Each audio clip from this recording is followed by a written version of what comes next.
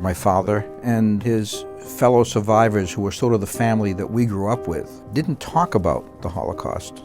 In '88, it was the 45th anniversary of the Warsaw Ghetto Uprising, and my father, who had never wanted to get involved with coming back to Europe, decided he wanted to go. I said, I'll go with you. So we booked the tour. We were walking through Auschwitz on the tour, and he just started talking to me. This is what I saw here, and this is what I saw there, and then we sort of had to be quiet for the tour guide. People stopped listening to the tour guide and were listening to him. You see how the bags, how small it is?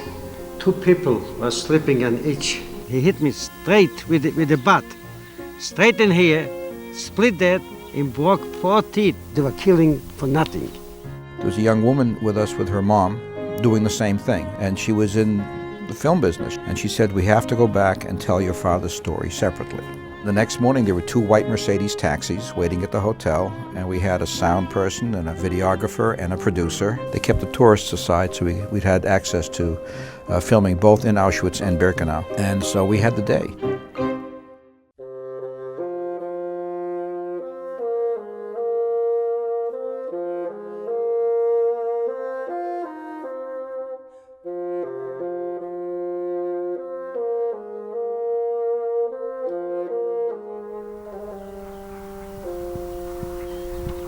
We came here to Auschwitz. We saw the name Auschwitz.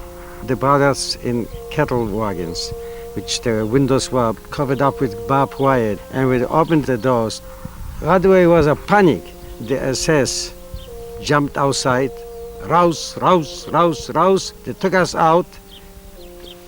Men's side, the women and children the other side. Left, right, left, left, right, left, left, right, just like that. We couldn't ask nobody where we're going, but the whole time they told us that the men still going to go to working camp and the women going to go to housing, where we're going to see him every day. So we believed them. They were shaved and stripped and tattooed. 83522, I'll never forget the number. And went into the Auschwitz, into labor camp. When we got here to Auschwitz, we got into the hospital ward, and we don't know what they're going to do with us.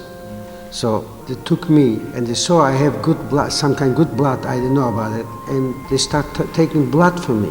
One day, the rooms were open, you know, so I went by, and I saw all my friends, they castrated. I was shocked.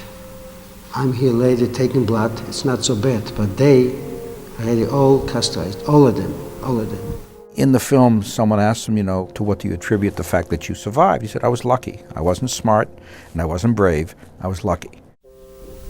When I came here, and I saw naked men, women, and children running straight to the barracks, I was surprised when I saw women and men together naked. I said, something is wrong, because I didn't know where my family went a week before. So now I saw where they went, and then I saw a big ditch and smoke and fire smell, the meat and everything.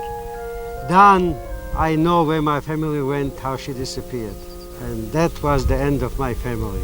Hearing the stories is one thing, being there is something else. When we lit candles at the blown up crematories in Birkenau, when he stood in the crematory and I stood in the crematory, that was tremendously moving and powerful. He knew where the ash pit was, where they buried the ashes, and he went down there and he poked around with a spoon he'd brought, and he pulled out ashes and bones.